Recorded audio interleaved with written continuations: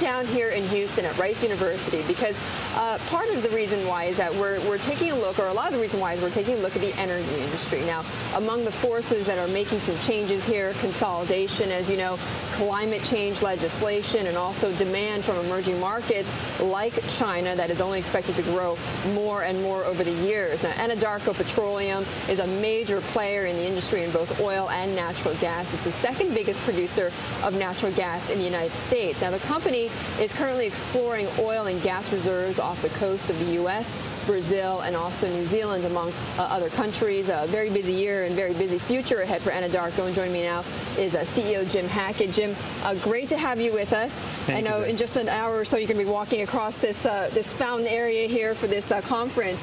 Now, part of what you're going to be talking about is the energy debate, right, in Washington. Right. And you're not completely happy with what's going on in D.C., right? I think that would be an understatement. I know you don't like climate change legislation as it stands right now. Right. So what does the energy industry have to do this year to change this whole image and this whole debate going on in Washington? I think we need to continue to educate the public and our legislators about the advantages of natural gas. We've got an unbelievable opportunity in this country, given the new shale resources that we've unlocked in the United States and increasingly up in Canada, to actually have a domestically sourced fuel that can run. You've unlocked just some recently, right? I mean, you announced this in the last quarter, right? Absolutely. In terms of the Mitsui deal we did up in the Marcellus Shale in Pennsylvania and New York.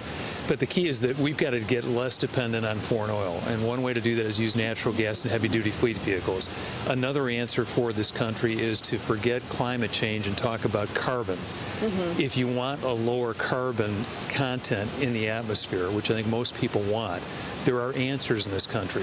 One of the answers is natural gas. Right. And importantly, I think we need to use it more in electric generation. I think we need to use it more in our transportation sector, not in passenger vehicles, but in heavy-duty fleet vehicles. But it has been hard to break that, because what you say sounds very logical, right? It emits less carbon, and we have all these natural reserves, so therefore we would lessen our dependence on foreign oil. But that hasn't gotten through in Washington, and part of that is the cost issue, right? And the other part is breaking the coal industry, though. I mean, they're a powerful group there in Washington.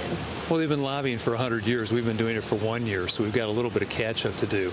But I think the important thing is to remember the affordability side of it, as you mentioned.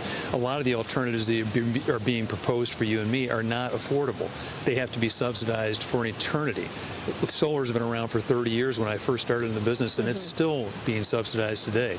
Natural gas doesn't need subsidies. We actually think that it will trade somewhere between $5 and $8 a decatherm for the foreseeable future. That's equivalent to about $30 to $48 for a barrel of crude oil. That translates into less than $2.50 a gallon for a long, long time at the very high end. But fair to say the utilities are reluctant to use natural gas in some ways because the price is so volatile. So how can you help stabilize those prices then? Well, the way we stabilize the prices is to start educating them about the future as opposed to the past, because the past is where prices went up high. Right. Look at the winter we've had. It's a very cold winter. Prices have gone as high as, if you can believe it, $36 a barrel equivalent. Right. Now they're trading below $5 a decatherm, which means that you're selling gas right now for about $24 a barrel. But you're going to give them longer contracts, right? We are, and we're offering those today.